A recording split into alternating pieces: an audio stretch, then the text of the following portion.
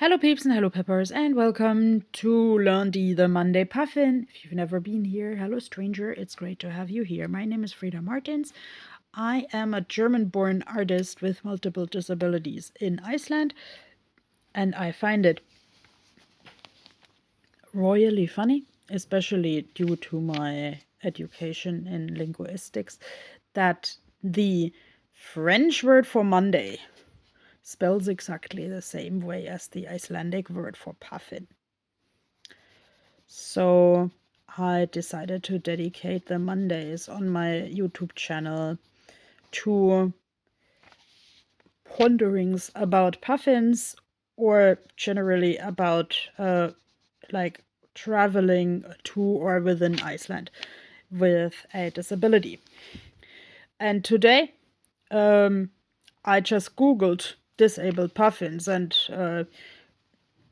was just curious what would come up. Because the other day I learned that puffins use tools to scratch themselves. So I thought I should make an episode about what tools I use in daily life. But okay, this disabled puffins made me more curious. And actually, okay, there was a Discord server that was called the Disabled Puffins, but that was a closed group and I can't operate Discord. Maybe I'm too old for this.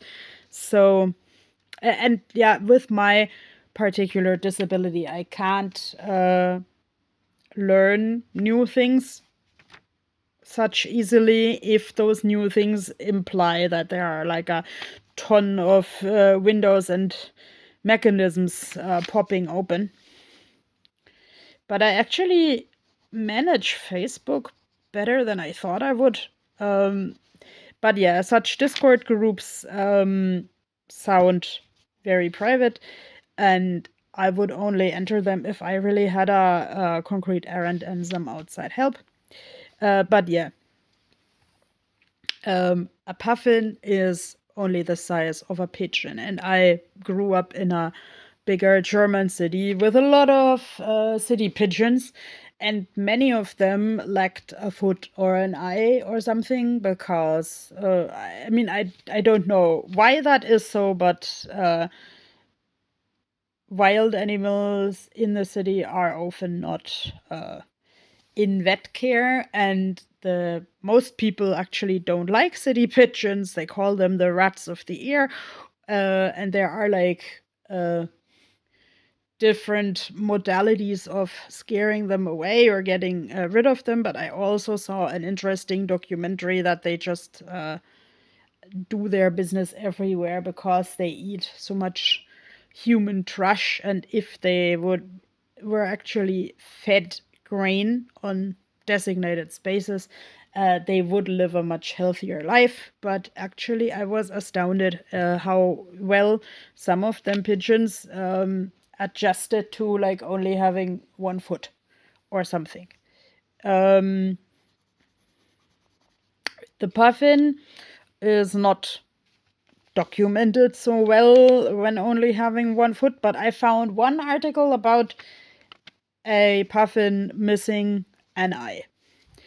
And the people who wrote this article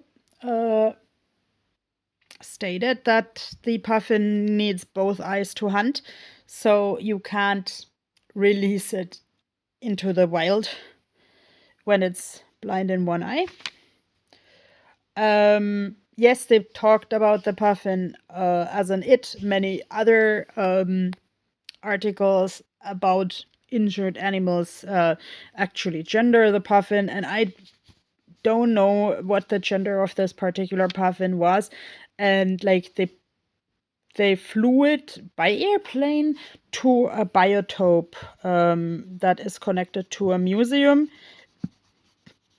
where there is already a colony of puffins. And so the one-eyed puffin can have a family there. I'm only aware of like a story of a one-eyed European horn owl, like that same thing that you call uhu, like the glue in German. And actually, I know this like German idiom. I don't know if that's very regional, but okay. I learned that as a child, sich aufführen wie ein Uhu, uh, like to act out like a horn owl. Uh, that implies that people think that the horn owl has a very uncontrolled and dumb behavior. But actually, people who observe European horned owls have written articles like that the horned owls are like really affectionate to a partner, really discreet. So when someone said horny owls, that was not quite appropriate.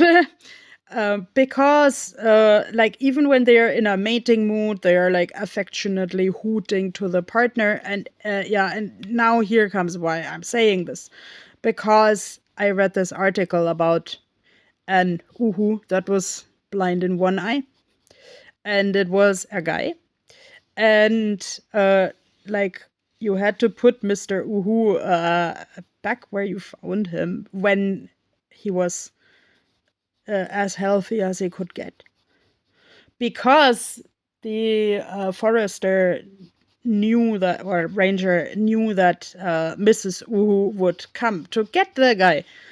And actually she did, and she called him, and she told him where to go, and they raised chicks together. And yeah, of course he did his part to raise the family as well. So sometimes I think that some animals are more adaptable than some people. And then I found this like now, by means of the disabled puffins, I found the article about the tufted puffins. Those are bigger than the Atlantic puffins. I'm usually drawing Atlantic puffins. And like, okay, now that I accidentally made this punk hairdo, I decided to amplify the punk hairdo. But the tufted puffin has a sort of like an eyebrow made out of feathers. It said even in the article that this eyebrow looks like Gandalf eyebrows.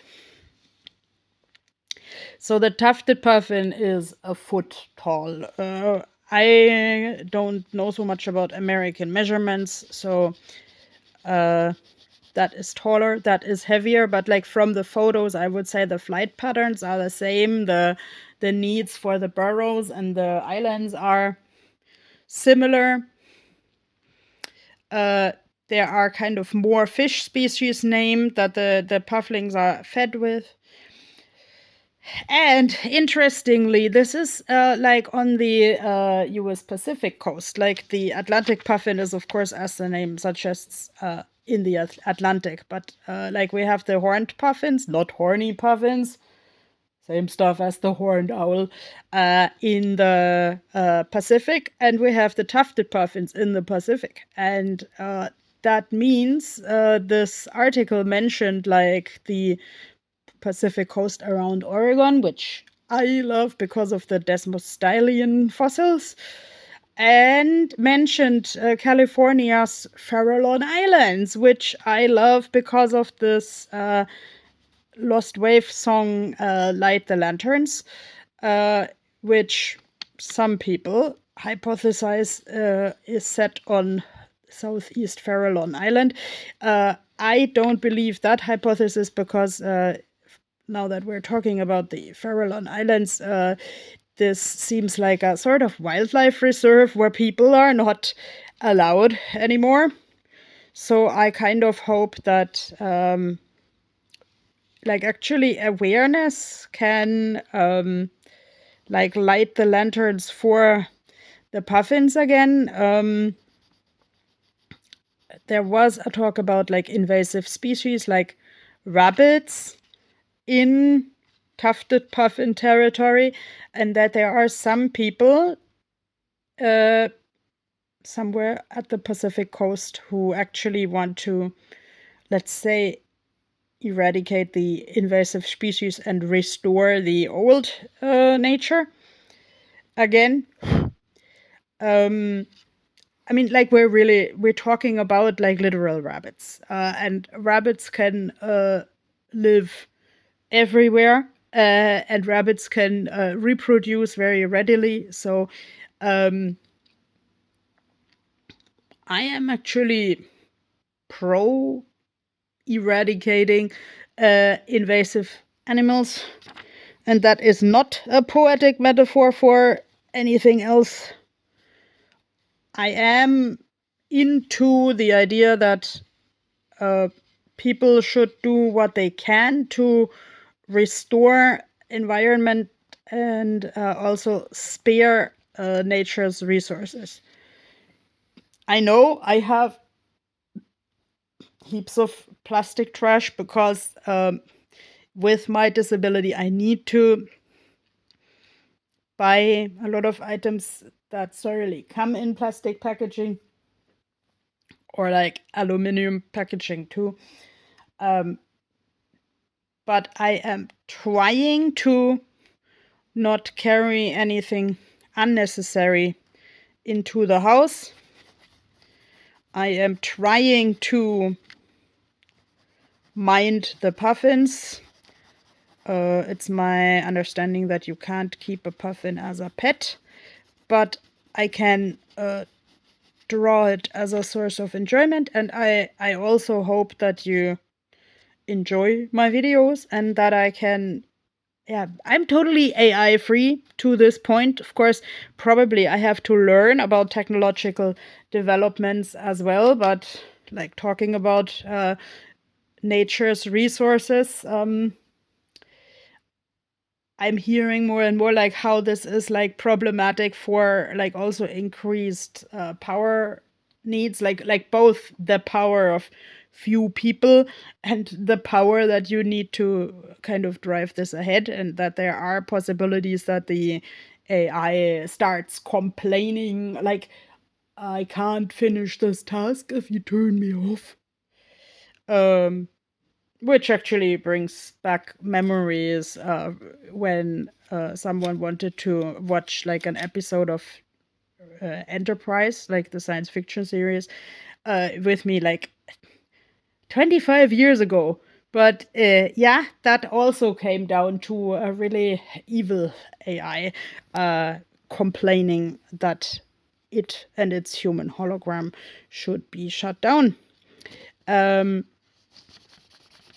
But yeah, I am trying to be conscious of like all technology as a tool.